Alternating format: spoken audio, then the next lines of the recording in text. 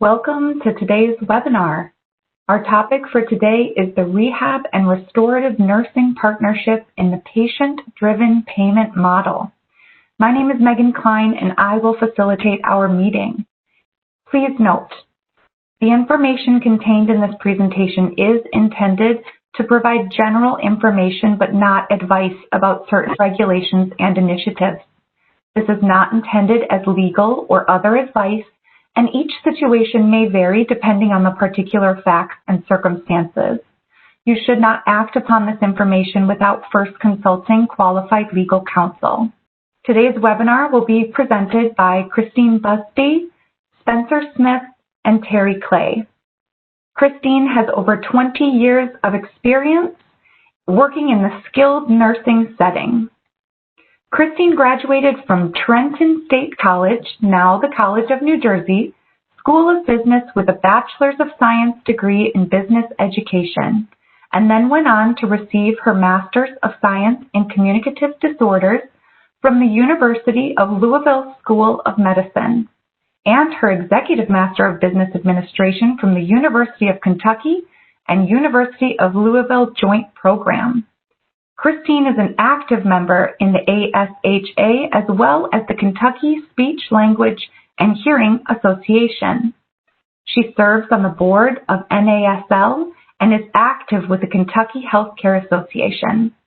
She has worked in several long-term care settings in roles that include staff therapist, facility manager, regional director, rehab compliance, and audit director, Vice President of Clinical for Rehabilitation Services, and currently holds the position of Vice President of Care Management for Signature Healthcare.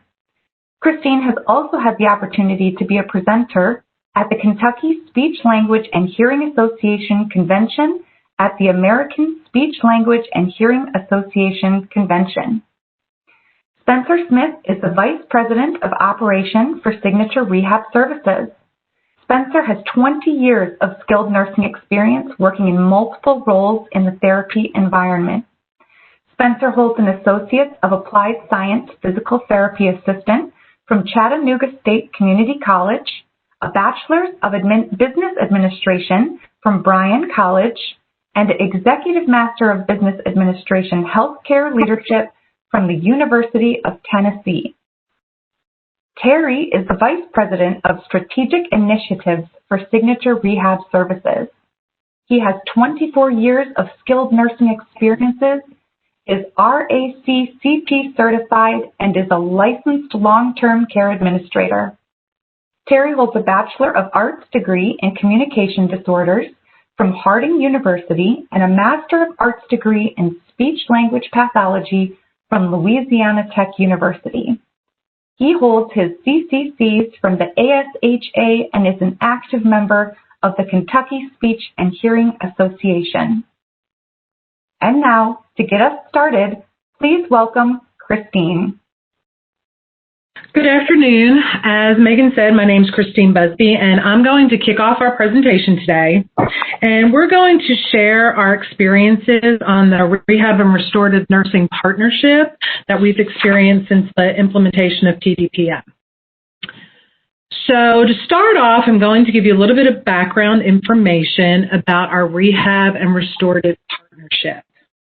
We started our restorative nursing restructuring prior to the proposal of PDPM because as an organization, we recognized that providing high-quality restorative nursing to our residents was the right thing to do, and in order to ensure our residents were maintaining their highest function as possible. We also knew that we had some room for improvement in our current restorative model, and we're looking to really make some changes in that. So we looked at our care management model, and that model was designed to break down silos and align key components of the resident's care to reach the best possible outcome. This included a more unified effort to address both the physical and communication needs of our residents. And therefore, as part of that care management model, we aligned our restorative program under our rehab services umbrella. So instead of of restorative nursing sort of rolling and reporting up through the nursing clinical side of our organization, we decided that it would be best served to report up through the rehab side of our organization. Then when PDPM was introduced, we recognized that we had the perfect structure so that our restorative program was appropriately recognized and supported through MDS coding, particularly in the nursing components of behavior and cognition and reduced physical functioning. And additionally, we knew that we had the opportunity for our restorative program to be supported through our state's case mix systems. Many of our states' Medicaid system is reimbursed through mix, and restorative nursing is part of that. So by providing a robust restorative nursing, we also impacted our quality measures, and therefore we ultimately impacted our 5-star rating in our facilities. So through the rehab department, improving resident function, and then restorative nursing maintaining those gains, we were able to demonstrate a positive impact on our quality measures. The other thing that we were able to do when we implemented our stronger restorative nursing program was to see more positive results in our state surveys. So when the survey process was updated several years ago, restorative nursing citations were moved from the quality of life category to the more impactful quality of care category.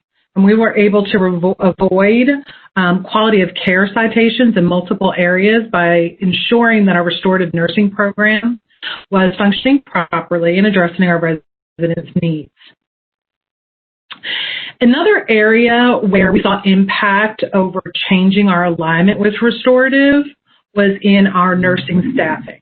As you're all, I'm sure, very aware, we are in a very challenging labor market right now with a shortage of nurses. And by aligning our restorative program under Signature Rehab, we were able to more effectively recruit nurses into our facilities under that restorative nurse manager role. And then over time, we saw many of those nurses transition from being that restorative role over to other nursing leadership positions within our facilities. So it was an additional way for us to recruit, use a little bit of that halo effect from the rehab side, recruit nurses, and then have them transition to work into in other positions in our SNFs. And another benefit of partnering restorative with rehab is it really allows therapists to work at the top of their license. Our therapists collaborate with our restorative nurses on a regular basis to develop restorative plans, and they enhance the service delivery of our therapy teams.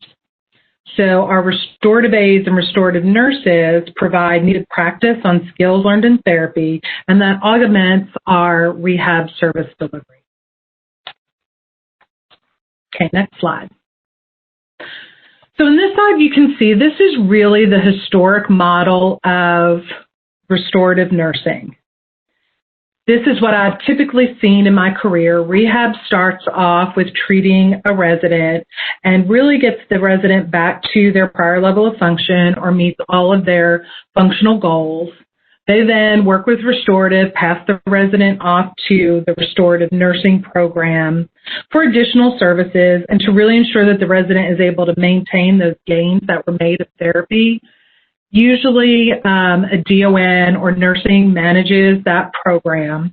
And then once the resident meets the goals for that program or they've been on that program for a specific period of time, they're then discharged from restorative nursing and moved down to a functional maintenance program. That program is usually carried out on the nursing unit. The charge nurse generally manages that, and the resident generally stays in that type of functional maintenance program for an extended period of time, or sometimes until they're referred back to therapy. So that's generally the historic model. The model that we've really tried to institute and have worked on, and is part of structuring our care management model, is to aim for a tighter alignment between those three programs or those three phases in the resident care. So by creating the restorative nursing program under the restorative model, we're able to create more synergy between rehab and restorative nursing, and it really opens up that avenue for discussion regarding our resident outcomes. So the therapists and restorative nurses work together to create a plan of care where the resident's functional needs are met and addressed through the continuum of care. Functional maintenance becomes part of that, and everyone is much more involved in the resident's total plan than each individual program really being seen more in silos. Okay, so I'm going to give you just a little refresher on PDPM and how we sort of worked our restorative program in with PDPM. So as you know, PDPM really changed the entire reimbursement model for Medicare residents. Focus moved away from primarily volume of therapy services to more resident characteristic, clinically focused model. And I really think that was a positive change because it enabled providers to be able to be reimbursed for a broader spectrum of services that were being delivered to meet our resident needs. This model broke down silos that had been created, so really therapy wasn't just running the show, and encouraged more interdisciplinary care coordination. So PDPM also enabled us as rehab providers to explore more alternative service delivery options, things like group and concurrent treatment, and to enhance the resident's rehab experience and achieve better outcomes. And part of what we looked at when we were trying to enhance the resident's experience and achieve their outcomes was really combining that restorative nursing program with our traditional rehab program to really make sure that the resident got the maximum benefit. And as I stated earlier, restorative nursing does impact several nursing CMGs under PDPM, particularly the end splits for behavior and for reduced physical function.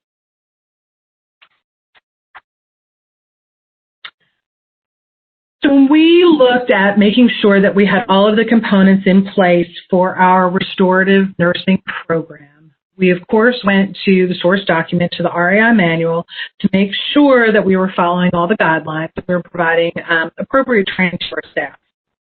So the first thing that we really looked at, and if you look in the RAI manual, it does say a resident may be started on a restorative nursing program when he or she is admitted to the facility with restorative needs, but is not a candidate for restorative rehab, or when the restorative needs arise during the course of a longer-term stay, or in conjunction with a formalized rehabilitation therapy program. Prior to this program being part of SIG Rehab, we've not really seen rehab and restorative work in conjunction toward meeting the resident outcome at the same time. So really combining a formalized program of restorative and rehab. We've really seen, like we did in the historic model, rehab passing down the restorative nursing program to that next level, to restorative. So we really tried to look at how could we combine those programs together to get the best resident outcome. Now, we also looked at all of the guidelines within the RAI manual to make sure that we had a very compliant program. So the RAI manual says that you have to have measurable objective goals, and objectives or goals and interventions that are documented in the care plan and in the medical record. And if a restorative nursing program is in place when a care plan is being revised, then it is appropriate to reassess the progress, the goals, the duration and frequency as part of the care planning process, much like you would do if a resident was on traditional rehab. And it's good, and good clinical practice would indicate that the results of the reassessment would be documented in the resident's medical record. There should be evidence of periodic evaluation by the licensed nurses, and that must be present in the medical record. And we have a prescribed cadence of documentation that we do require for restorative nurses to make sure that we're meeting that periodic evaluation period. Nursing assistants and aides must be trained in the techniques that promote restorative involvement in that activity, and we do that through training from our therapists. So our therapists are very involved in providing training to our restorative nurses and our restorative aides. And then a registered nurse or an LPN must supervise the program. So even though our restorative nursing program reports up and is sort of covered under our rehab umbrella, there is a restorative nurse that is responsible for the restorative. Covered under umbrella, there is a restorative nurse that is responsible for the nursing program does not require a physician. That's something to keep in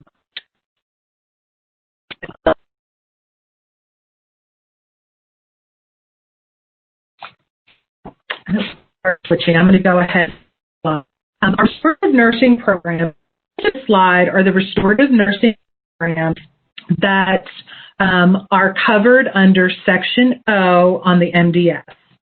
And they are passive and active range of motion, splint or brace assistance, and then bed mobility, transfers, walking, dressing and or grooming, eating and or swallowing, amputation or prosthesis care, and communication. And then along with those programs that are in Section O on the MDS, you can also look to have a balanced restorative.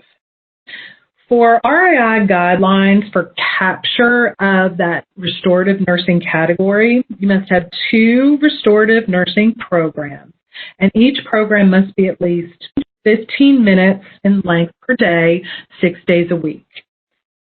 There are certain nursing programs that cannot be combined together for capture.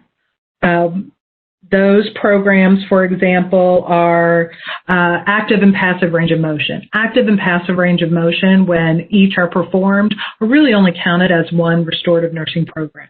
And you can refer to the REI manual to find out which programs are able to be counted in conjunction with each other. We found that when the restorative nurse discusses the program that they created with the therapist, we're able to better collaborate on the best approach for each individual resident. So, for example, if during therapy services, a resident experienced success with certain pieces of equipment, for example, I think Kelly's going to talk to you later about IN2L. If we have great success with that during our therapy program, then we may recommend to restorative to incorporate that equipment into their restorative nursing program, because the resident is likely to be more engaged in their program if they're using equipment or techniques that they've really had success with during rehab. Okay, so now I'm going to turn the presentation over to Terry Clay, and he's going to give you some insights into the clinical implications. Thank you, Christine, for that great update on how this all applied to the REI manual and teed this up perfectly for me. I want to talk about the clinical implications. And first, I want to talk about the eliminating of barriers and effective collaboration. And Christine demonstrated through several of her previous slides, the patient is at the center of our model. We always want to keep the patient at the center, and we felt like that by looking at this care coordination model, that it would allow us to do that at a much more effective level, because when we're passing patients from rehab to nursing to the floor, we often found situations in where a patient may be left to the side or didn't get the appropriate transition. So by bringing everything under this model, we really looked at from the admission and kept this patient in the center all the way through to the transition to the nursing delivering their daily care. So when we look at the admission process, we looked at PDPM, the changes there. We looked at our long-term care side, how a patient is referred to restorative, and we saw patterns of how that happened. And so we wanted to look at, is that necessarily the best model? And so we put it together an agile team that dug deep into the restorative piece and how that fit in with restorative rehab and the clinical reimbursement model. So we focused on PDPM. So we looked at the communication and how our communication barriers could impact nursing and rehab in this model. So when we looked at that, we looked at our PDPM meetings that we had established for the new payment model. We looked at our rehab meetings. We looked at our clinical meetings. And we tried to look at how we could incorporate restorative nursing as a conversation piece in all of those meetings. Because at the end, it's about what Christine talked about, value and outcomes. So we wanted to look at how could we clinically impact this patient and have the best outcomes as possible utilizing all of our resources. When we looked at this, we knew that education was a critical component, all education. So we looked at our referral process, how we get referrals for the rehab component to see could we add restorative in as a referring opportunity for the nursing department, because we felt like that a patient doesn't necessarily, if you saw the REI manual, you can see that a patient doesn't necessarily always have to start with rehab, but that's kind of been how through the years that has occurred in our skilled facilities. So we wanted to look at what is the best point in time to give the patient what they need and by whom. So we really looked at that intervention of restorative starting at the beginning of the patient's needs, not necessarily always towards the middle or the end. So could restorative actually have referrals directly to them where they're looking at the patient and identifying what's the next phase. Maybe it is going to rehab, but maybe it's a direct intervention from restorative that they could put things into place, or it could be after the patient's already turned over to the floor nurses delivering the daily care.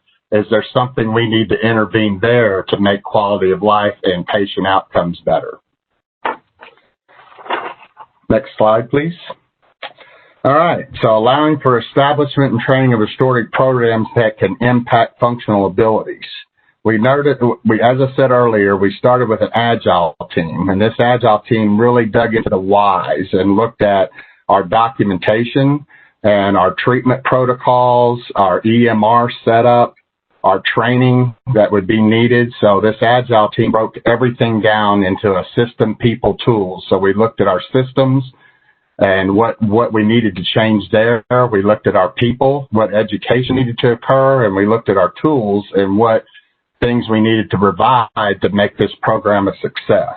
So we noticed early on that the restorative delivery, mainly they delivered the same programs in our historical models. I mean, they really dealt with transfers, walking, and eating. Those are really, if you looked at the programming going on in the buildings, but as you could see from Christine's section O that she showed earlier, there's 10 programs, plus you can use bowel and bladder in section H, which we know our elders in our homes need all of those things badly. So we wanted to expand that programming.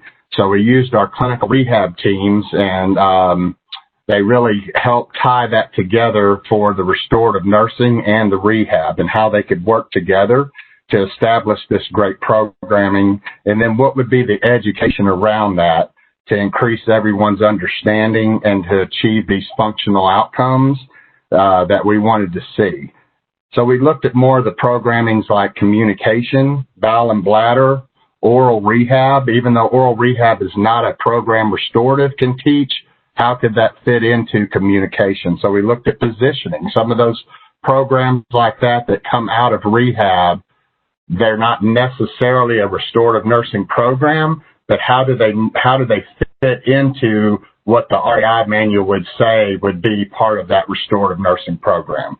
And so then we bridged that gap with our clinical excellence teams of developing great clinical pathways and programs to help understand and to establish goals for continued carryover and that value-based outcomes. And then we looked at our QMs. We started looking at how does this program impact our QMs and our functional performance. I'm just going to hit a few of the QMs that we established for key performance indicators, because you have to have a way when you start a program to manage and see how is our program effectively working within the facilities. So we looked at our long stay. A few of those key indicators was falls with major injury. We looked at self-report, moderate to severe pain, residents whose need for ADLs increased, and residents whose ability to move independently worsened. So we looked at that as our long-term stay measures.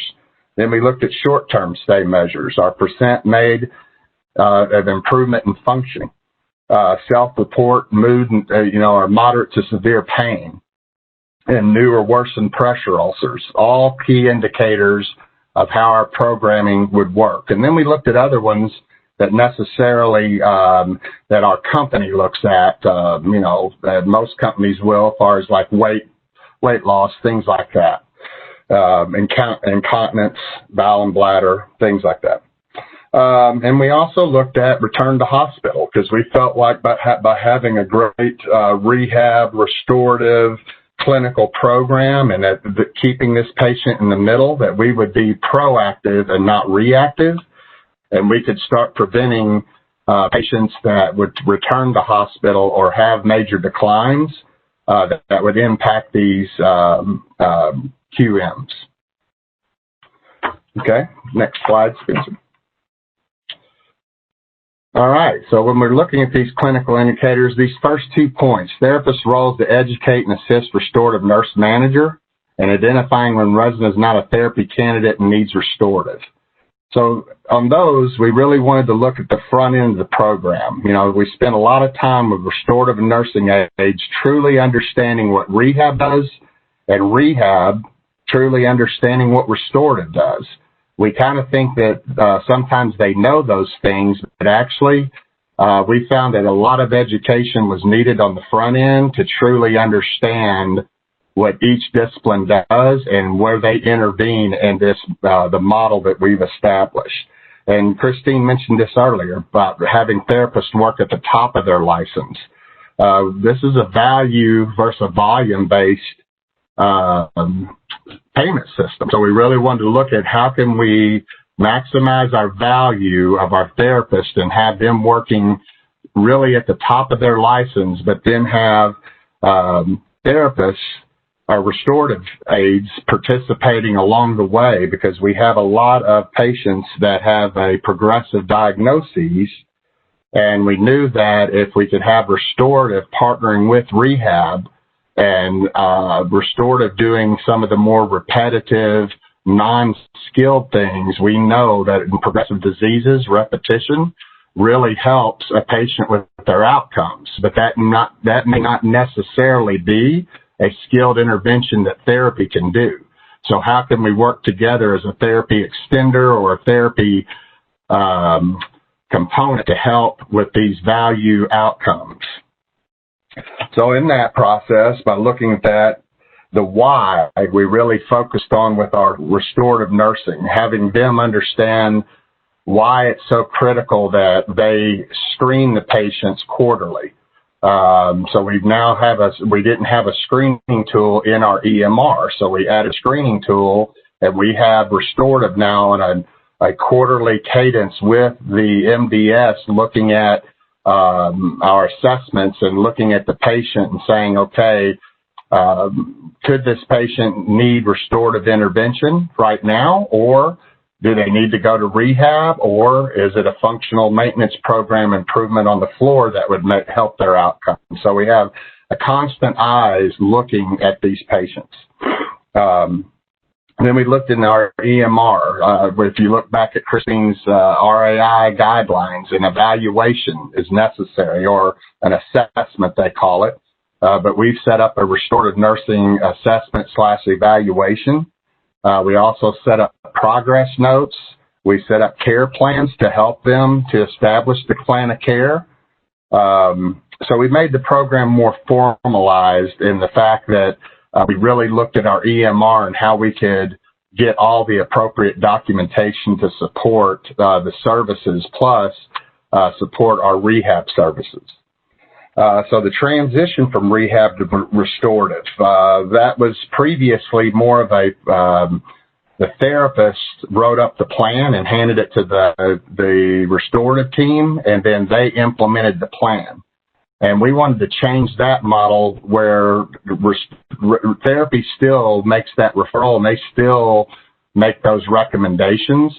But how can we make that transition more than just handing a piece of paper or just stopping them in the hall and saying, hey, here's a restorative patient for you? How can we make it a true transition? So we looked at, by having this care coordination model, where the restorative nurse or the aides would be in the therapy sessions the last few days of the transition, where we're actually truly establishing that restorative program that would really help that patient continue to maintain or even progress further through the restorative nursing program. And then the therapist also helped the restorative nursing think through the process of, okay, at the end of 6 weeks, we'll be here and we will be transitioning this to the floor. So how will this fit into the patient's daily routine? So that made it from taking the patient from a situation of they having a decline, improving that decline or improving that patient where then they could progress to restorative for maintenance and then onto the floor for continued carry through. But the big piece about that we added was we had the restorative nurse not only transition to the floor, but also to follow that patient on the floor. Then we looked at our 10 restorative nursing programs and how can we get everyone competent in these programs. So on the competency side, the Agile team looked at learning modules, and we established a pinnacle program, we call it. I mean, you could call it whatever you want, but it's a learning educational component for the restorative nurses that they could grow their careers. So we set up learning modules and competencies in each one of these 10 restorative nursing programs that they work through to develop their skills. And we have a level 1 and 2, 3, like a clinical ladder that they go through with the outcome that we'll have the best restorative aides that we possibly can have that'll know all 10 programs and can deliver great outcomes to our patients. And then the last piece was we spent a lot of time was on this FMP program. We call it a functional maintenance program, but it's whatever you're going to have on the floor as the patient's daily routine. We really had to focus a lot on that, on how do we want to transition this to the nursing department? How do we make it fit into the patient's daily care? Because we know if we can get it to fit into the patient's daily care, that those services will continue to be maintained.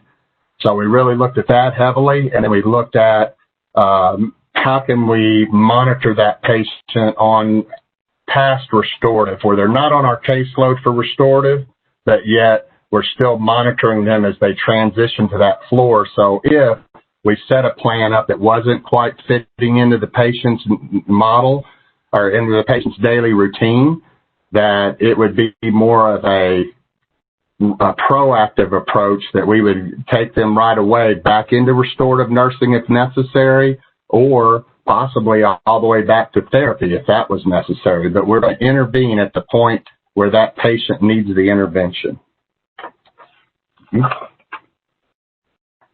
All right. So the next thing is in quality of life. Again, the patient, we always want to keep them focused in the middle of our model, and we're all about the value and the outcomes. So I also looked at how we could tie this into our, we call activities quality of life in our company. So I really looked at that as a kind of a phase 2 intervention, is how we could partner with our quality of life and our activities departments, which would help improve that functional maintenance plan on the floor, as well as interventions during the day that we could help set up quality of life activities that our restorative could intervene and participate in. So we use things like the IN2L, and we also looked at monitoring the monastery books, Montessori books from Direct Supply. I ordered several of those to kind of get us an idea of where we wanted to go on that front. Those are very good books to help us talk about these different group programming that I'll talk about here in a little bit. The top of their license, back to the therapist, we really wanted the therapist to work at the top of their license, so we looked at the therapy extender model and how this would allow the therapist to utilize the restorative aids to perform more of the repetitive tasks and to maintain and continue having those outcomes, and then allowing the therapist to work even at a higher level on the rehab home or even if they're staying long-term care, what is the higher level functioning things that they would need to be doing in their daily routine. The other part was we helped them develop clinical pathways that help the teams understand how we often have clinical pathways for rehab, and we have clinical pathways for nursing. So we wanted to add the restorative into these clinical pathways to further reinforce how this restorative nursing could help intervene and help maintain and transition and keep this resident in the center of our care. And then the last thing was that we noticed was the group. We realized early on that, as I said, there was about 3-4 programs maybe that were being used consistently, but there's so much more that the REI manual allowed for with restorative and that the patients need. They have it in there because that is something that could really benefit our elders.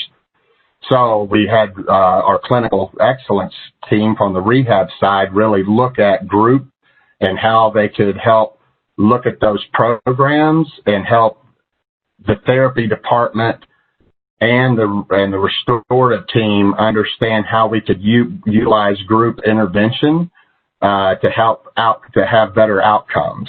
So we looked at programming like communication. I just wrote a few examples here to give to you, but like a communication program. We had patients that were coming out of speech with expressive and receptive language issues that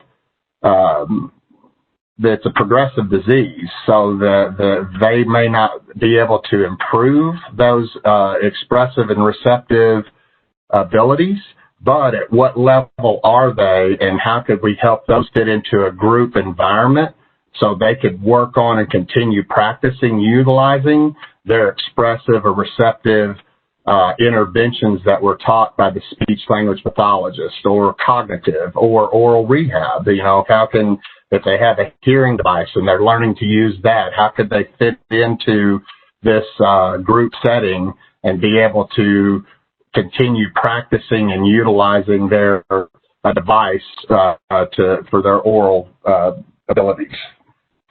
And then we looked at groups like ADL and dressing and grooming ADL portions from our OT department. They often turn patients over with areas that they continue to practice on their ADLs. So how could we help them establish groups there? And then we also worked on big groups like rollouts with our activities and quality of life. So I know that our Route 66 program that we did at Signature, it was reviewed in several different articles and things in the healthcare world. That was one of the programs that came out of this, was the Route 66 model, and we really tied in well with restorative on patients that wanted to participate in these walking groups.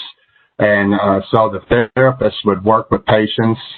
Then they would, restorative would intervene and practice in group settings and work with activities to be involved in the Route 66 model. So we try to take it from a big picture, activity groups from the building, and then take that all the way down to small groups that were like a communication group with specific outcomes for those specific 4 patients that would be in that group. So at this point, I'm going to transition it to Spencer and let him talk about our operational executions and hurdles. All right. Thanks, Terry and Christine. I'll be the first and foremost to say, working in the industry for 20 years, we all felt like that this was an opportunity where a fragmented program can really show benefit. And as Christine spoke about, the reprogramming of putting the patient in the center, it gave us a real opportunity with the integration of PDPM to really execute this, but also to share with others what's some of the hurdles along the way. So we talk a lot about change and where does real change occur at the point of the end of your comfort zone. And we really stepped outside of the comfort zone to really assist and develop a better quality program for our patients along the way. So I'm going to review some of the operational executions and then some of the hurdles that we had to overcome, go back, collaborate as a team, and sort of help to complement each other throughout this whole process.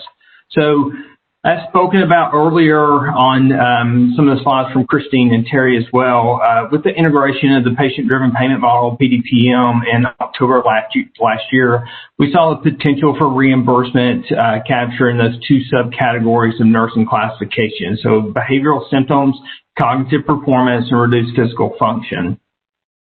Results with the 2020 year-to-date PDPM in-split captures of restorative intervention, we increased that from baseline, increased it by 100% from a baseline of October 2019 transition.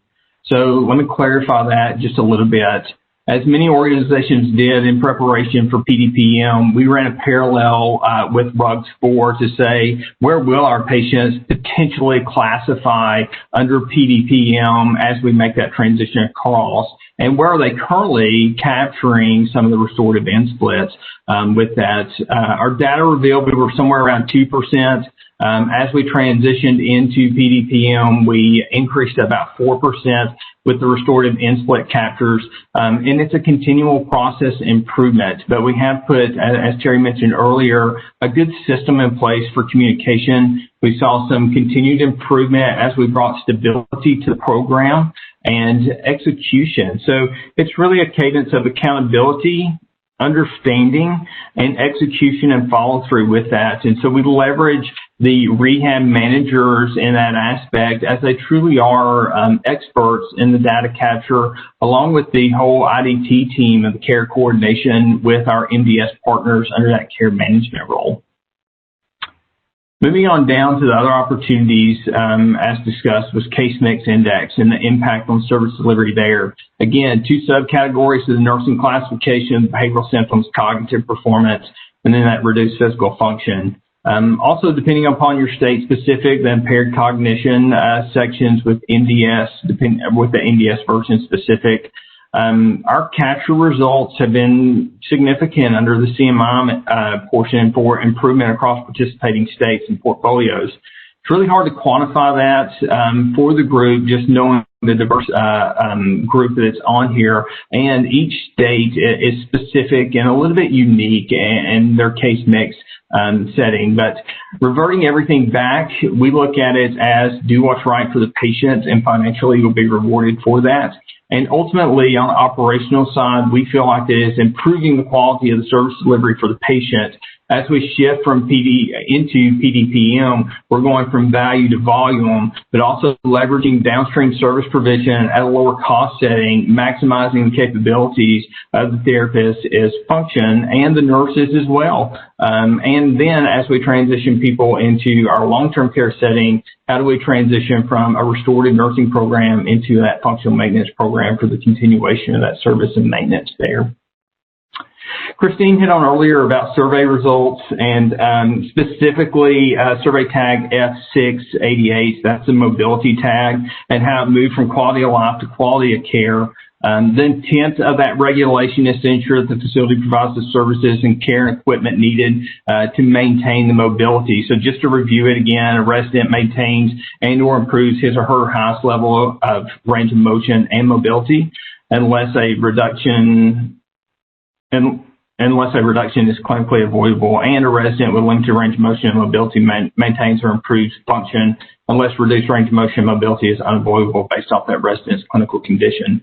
So these are directly impacted by that restorative nursing program. As a result, in 2018, we saw about 68 tags associated with this throughout our portfolio. And again, we operate in about 10 states.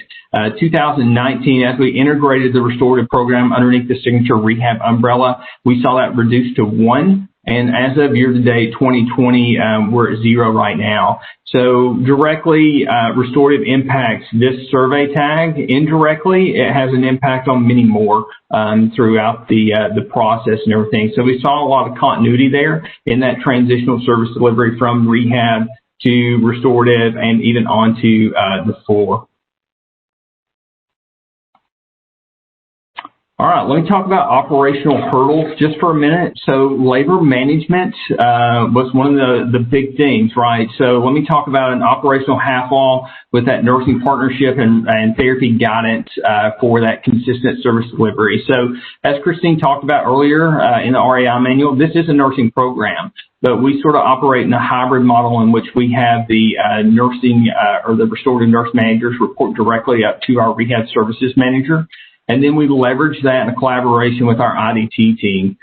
Some of the things that we had to work with our teams on is staffing call-ins, and then ultimately looking at the restorative staff being pulled for basic care needs as well, which we understand that. And especially during a pandemic time in which we're in right now, sometimes you have to revert back to just general basic care needs on the halls, and we negotiate that, but we do have a hierarchy system in which our rehab managers leverage their regionals to collaborate with their regional nursing supports and the DONs and the administrators, just to assure that that's not just the path of least resistance. So if I have a staffing call in, I just go pull the restorative nurse or restorative aides. We have a hierarchy to work through that process to assure that, hey, we've exhausted every effort to meet the needs, and this is where we have to go. So it's real collaborative amongst the team members there. Defining that restorative job description, elimination of ancillary tasks. So we saw some ancillary tasks with things like weekly weights, dining room duties, hydration cards, things like that. So we had to step back for a minute and say, what is this job description and what do we want to accomplish with this? So we evaluated that. We made adjustments to that, got input from our facility administrators, along with our directors of nursing and our rehab managers, and then developed that job description and got that cadence of accountability from everyone to assure that, hey, there's a primary focus here, and we want to make sure that we accomplish what we're looking for in regards to better quality of service delivery. And then therapy managers adjusting to census changes for acuity-based staffing. So something unique from a therapy standpoint is that we adjust our staffing based off caseload needs and the clinical interventions there and the skill factor with it. And so we may call in PRN or call off PRN. Something uniquely to the nursing side is we utilize staffing based off an acuity-based staffing model. So it did take us some time to do some education and training, continuous process improvement with our team members to step back and say, how do you calculate that based off the acuity level of the patient and the volume that's in the building? So that was an improvement process in which we learned throughout this and the development of it, but they are operating at a higher level now and helping to complement that along the way. Going down to service capture, just knowledge of the payer classification and requirements. Managed care requests from pre-cert. So a lot of times we would see a pre-certification come in for our residents at a certain level, not inclusive of a restorative intervention, and we may deem that patient needs a restorative intervention to accomplish their goals. We then identify that, go back to our care managers to request a certification update to be inclusive of that, and then we provide the documentation support of it too, and we've had good success with that thus far. PDPM, look back period, early intervention and communication and diagnosis. So even on the front end, as we're working with the patients prior to admission, of course, we have to have 6 days of intervention with 2 categories or 2 programs to be able to capture the restorative component of that. So we had to work with the teams of coming through the door, what's the diagnosis, Do you think they would be applicable? What do they look like on a pre-admission review versus waiting for them to get through the door? A lot of communication is involved here, but the teams have done very well. That's where we've leveraged the RSM quite a bit, as they've been very proactive on the front end with that, and now we're training and educating the restorative nurses along the way. Case mix look back period, education and involvement of ARD dates. So as people are needing intervention, how do we adjust the ARD dates to make sure that we're capturing those components of it and adjusting the POCs as we need to based off of any kind of declines in which we identify, and then address under the new plans of care. Group education and COVID impact or limitation on communal activities. It's been a big one. So as Terry talked about with the group activities that we developed out of the gate, then we saw the pandemic come in somewhere around March, limiting communal activities. So we've had to pivot along the way with that as well, staffing with it. How do you adjust the interventions, not only from a restorative nursing side, but also from a therapy side there too. We've all had to make adjustments. But our team has done very well with that. But limiting the group activities based off the restrictions with communal activities was a big hurdle for us, but the teams have adjusted to it. And then productivity conversion. So nursing labor management, moving to a productivity calculation. Therapy has operated underneath this for years now. And really, how do we explain that on a nursing side? We look at that as face time with the patient. And as we talked about earlier, this whole program puts the patient at the center. So we want to see how efficient are we with being in front of the patient, making sure that we're delivering services, making sure that we're impacting that life along the way, and making sure that we're maintaining or developing functional capabilities for them. So several little hurdles there that we've worked through, hopefully will be beneficial to you if you look to integrate one of these programs too. So just in conclusion and wrap up here, the Rehab Restorative Nursing Partnership will assist in moving from that volume-based to that value-based care. The therapist must ensure the best clinical outcomes for residents throughout that transition to care. And I'd also add here too, even the restorative, the insurance of that transition and making sure that functional maintenance programs are continued throughout the long-term stay for residents that may be staying with us. So education and training for floor staff as we transition to those functional maintenance programs. We achieve this by working with our interdisciplinary team in approaching the residents' environment. So going, seeing them, talking with them, incorporating our restorative nurses in all of our meetings throughout the weeks and stuff too. Communication is key, and then understanding. So a lot of education along the way. And then as Terry pointed out, we've seen a positive impact on our outcomes, quality measures, and we continue to monitor our KPIs or our key performance indicators along the way. But all things, looking back at this, I'm so glad that we addressed the concern. Again, 20 years in the business, fragmented opportunities in which PDPM has really brought to light for us to where we can refocus on the resident and really develop a partnership along that interdisciplinary team to better improve the quality of the service delivery that we're providing. All right, I'll turn it back over to Megan at this time and open up for questions. Yeah, so wow, thank you all for such an impactful presentation. We had quite a few questions roll in during it. So the first I'd like to ask is, do you think that functional maintenance programs need to be separate from their plan of care? Right now, this participant is doing a lot of trying to combine restorative and functional maintenance. Is that best?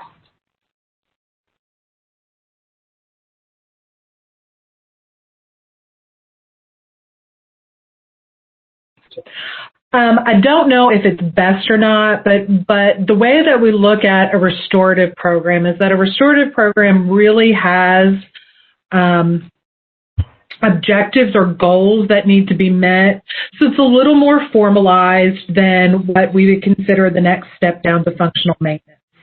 So your restorative program, you may have a goal that the resident is going to be able to dress themselves or going to be able to walk a certain distance. And again, it's not from the skilled side, but from that restorative side. And once you can maintain that they can do that, then maybe your functional maintenance program is that they walk themselves or walk with assistance to the dining room every day. And that would really be your restorative maintenance. And that would be ongoing for an extended period of time. So that's a little bit of how we define the difference between really a restorative program and a functional maintenance program. And a functional maintenance program could be walking to the dining room all 3 meals a day, whereas your restorative program would be for a certain period of time. I don't know if that completely answered it, but that's at least how we define the difference. Your question and you have additional follow-up questions, please submit it to me in the chat and we'll make sure that our panelists see that. The next question we had was, are you using dedicated restorative aides to carry out these programs, or is the restorative nurse manager ensuring that scheduled CNAs for the shift are competent and completing these restorative programs? I can Terry, go ahead. No, go ahead. So we do have dedicated restorative aides with that, and a dedicated restorative nurse. So it's development of the skill set for their capabilities to specialize in the execution of those programs. We have along the way had to train and educate some PRN staff members. So we may have some restorative or some basic line staff CNAs that we have fill in sometimes. But again, it's a development of a specialty skill level, but we have dedicated staff members that execute on those programs. Excellent. So we had several folks send in the question. Terry, you mentioned a quarterly screening. Who performs that quarterly screening you mentioned? Our restorative nurse performs that quarterly screening right along with the MDS calendars. Excellent. Okay, so there was a question that came in. We heard you mention an organization has clinical pathways. How did you incorporate restorative into those pathways directly? So we developed the clinical pathways based on resident diagnoses, and then we looked at what diagnoses and what rehab plans would really benefit from that addition of practice or restorative help to enhance what the resident was doing during their therapy program. So the pathways really look at the resident's rehab plan, and then that includes who would best benefit from restorative along with that, and then what type of activities or restorative programs can we assist the restorative nurse in developing. Excellent. Okay, a couple more here. This attendee wrote in, I'm a DOR, and the biggest challenge we have in transitioning residents to restorative is the walking. When we do it, we're going distances. With staffing issues we're currently facing, sometimes they're walking to and from the bathroom, and to these folks, that's not enough walking. Do you have suggestions to help? I kind of mentioned in the, if you could work with activities, that was a great situation for us where our activities department started walking groups. And so our restorative would combine with those walking groups. Now with the group, with the COVID situation, pandemic we have going on, now we've had to be a little more creative in walking within our hallways or walking within, the corridors or things like that. But if it's a normal time, we really try to work with our activities department and set up quality of life group activities for walking. Excellent.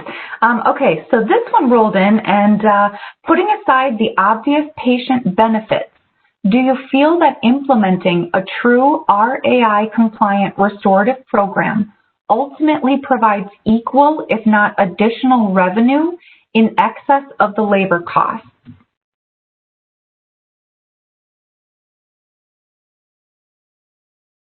Do you want me to take that one, Spencer? Yeah, if you want to, because it's unique, to say the least, because the case mix is a big component of that, and each state is unique. But Terry, you want to add to that? Yeah, I mean, you have some reimbursement, but what this person's asking is does it offset it completely? No. I mean, there's no, you're not going to be able to completely offset your labor costs. However, they still need to provide that care regardless of whether it's under rehab or who it's under. They still, by the RAI manual, need to be providing the care. Now, the question becomes, how do you provide it and deliver the best care possible, have those value-based outcomes? Because you remember our KPIs, we were really focused on clinical metrics. How can we impact these clinical metrics? And by establishing those KPIs that keeps you on track of this is above and beyond a financial return or a financial break even. This is about your 5-star impacts, your quality measures, and all of those, the things that actually tell the public of who you are as a company. So it's kind of a combination of everything. And then also the return to hospital. You know, we've seen impacts there on the return to hospital side. So could you map that out and say, yes, by not having Mrs. Brown or Mr. Brown go to the hospital, we've impacted revenue? Absolutely. But that would come through that restorative rehab partnership. Yeah, I would add to that too, Megan, by saying that, you have an obligation to provide the service, whether it's through a universal caregiver or through a unique service provider. So sometimes you have a sunk cost associated with that currently with no data capture based off the fragmentation of the program. Whereas as you bring in these system and processes, you start to capture better. So even though it may not offset, it's going to offset some of your sunk costs that you're already providing there with some of the reimbursement. It may not be whole. Each state is unique with the case mix component of it. So it's a little different to answer that question not knowing the state specific. So now, for anyone interested in learning about how direct supply can help you navigate these new technologies and products, please help me welcome Kelly Sullivan. Hi, I'm Kelly Sullivan, Senior Product Consultant for Rehabilitation here at Direct Supply. Today we're going to be looking at a product that is through our friends at It's Never Too Late. They are a company that really focuses in on an engagement tool that can also enhance cognition as well as psychosocial skills. So there's several different models that they actually make. Today, we're going to really hone in on the tablet that came out this past year. And in the time of COVID, it really is a product that is useful in the sense that it can move quite easily in and out of rooms, can be disinfected quickly, and it is a tool for engagement, which we're all knowing that it's a necessary activity that's needed in our buildings today. So here we have It's Never Too Late tablet, and I'm showing you the Explore area. And within here, there are several different applications. So you can see, if they wanted to play games, if they wanted to activate the worship app here, there's a lot of different options. So if we, for instance, were to go into play, you'll see there's lots of different activities there. But first, I want to spend a few minutes looking at My Page. This is where you're going to create an individual page for each and every resident. And what's great about this is that there's no limitation on how many residents can be loaded into the system. And you can delete them when necessary, or, have as many as you choose to going at the same time. In here, what I love about this piece is that you really can make it personal for the individual. So if we wanted to, we can go into, for instance, the favorites button here. And here is where I downloaded Carol's favorite activities that she likes to engage in. She has some Irish music in here. She is Catholic, so we put in some daily readings. She's a big fan of blackjack, so here we have a blackjack button that she can activate. So each one of these are going to be kind of pertaining to her specific interests. One thing I'll mention is that there's a lot of applications on here. So we have about 1,000 different options that you can choose from. So it's a long tail of several different activities that people can engage with. So that's one reason why it's kind of nice to pare it down to meet the specific needs of that individual and what their interests are.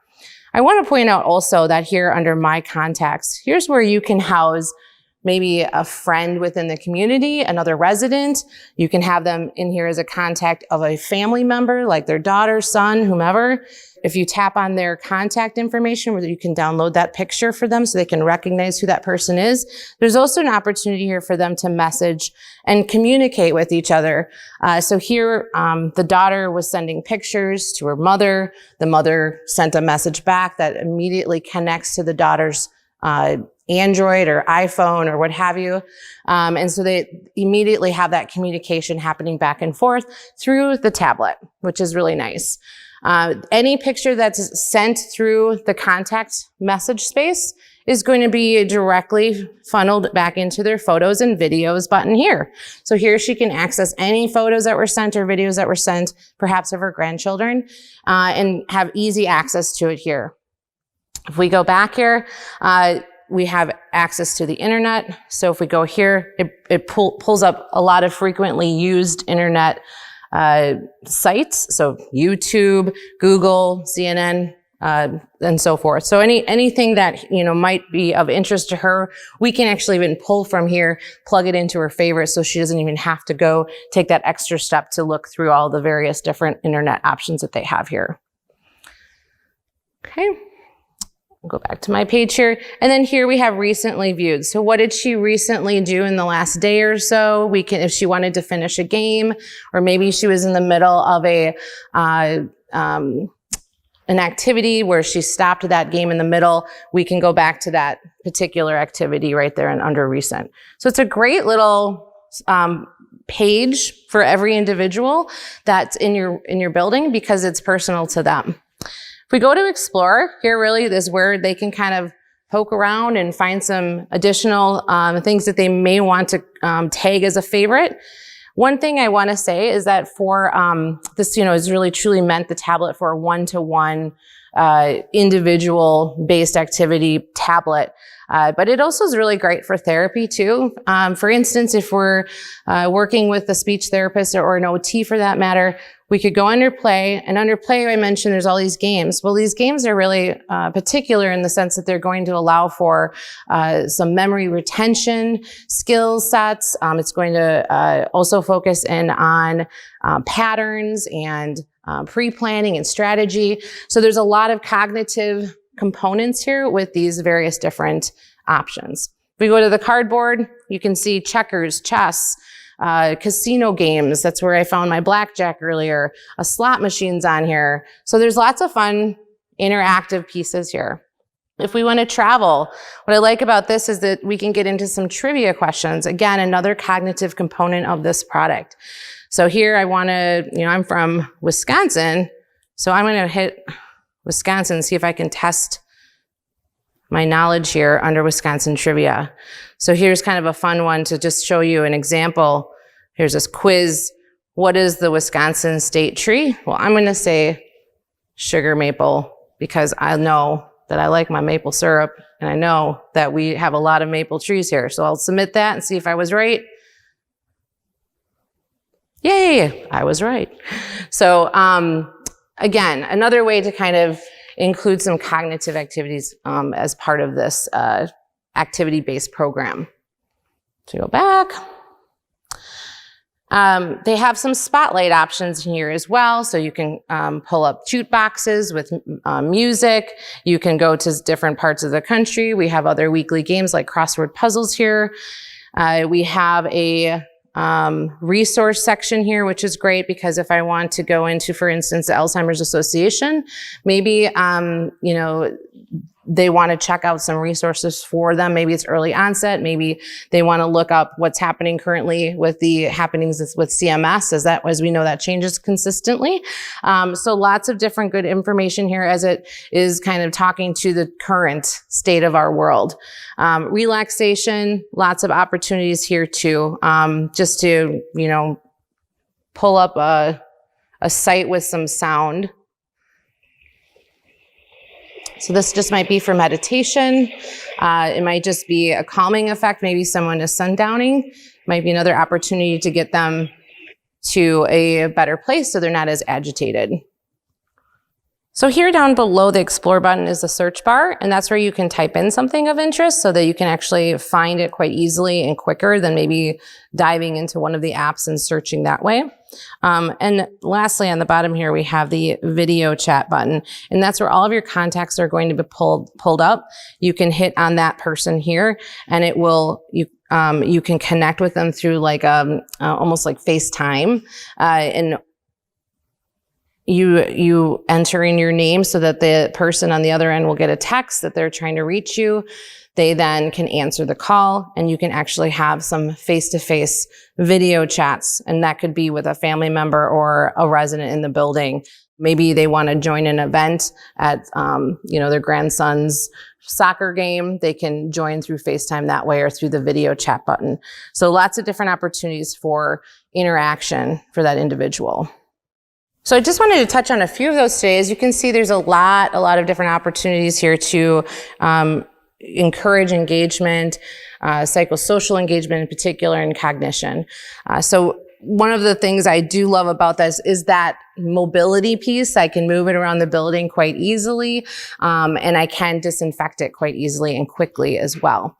But I'd be remiss if I didn't talk to some of the other models that they have in their portfolio as well.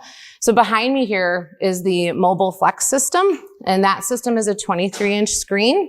And you can see it has an articulating arm where I can move it up and down. The overbed table that it's attached to also is an electric table that can be moved up and down. So if I'm maybe positioning it over a bed in a resident room, I can get it to the right fit to that resident so that they can engage and use the touch screen and work through some of these applications as well. You also can use this in when it's safe again in a more group environment. So maybe I want to share it with like the activities department, or I might share it with the therapy department, and it can be more mobile, moving around the building for those like game night activities, for instance. They also have even bigger models where we can get out to 50-inch screen and a 70-inch screen as well. Both have the opportunity to either come on a mobile cart, or they can be mounted to the wall with an adjustable height mechanism. And those are nice for common room areas. It's a really great marketing piece where you can, people when they're able to come back in the buildings again, can see that there's some activity happening within the space. And also all of the televisions are TVs. So you can have, maybe a Sunday night football game on and then switch it back to the It's Never Too Late platform. So pretty cool product. Lots of different opportunities here for engagement. They have a lot of clinical studies to support that they've actually reduced antipsychotic drug use by 40% in some cases in some of the studies that they've conducted. So there's some really solid information here too to support just that very important engagement piece that we are missing right now during the time of isolation. So I encourage you to take a look at this product. If you want to reach out to your account manager and take a look at the pricing, feel free to do so. If you have additional further questions on the product itself, I'm here to help out. So my email address will be included in the follow-up email. And I thank you for your time today. Thank you to all of our presenters for their time and expertise.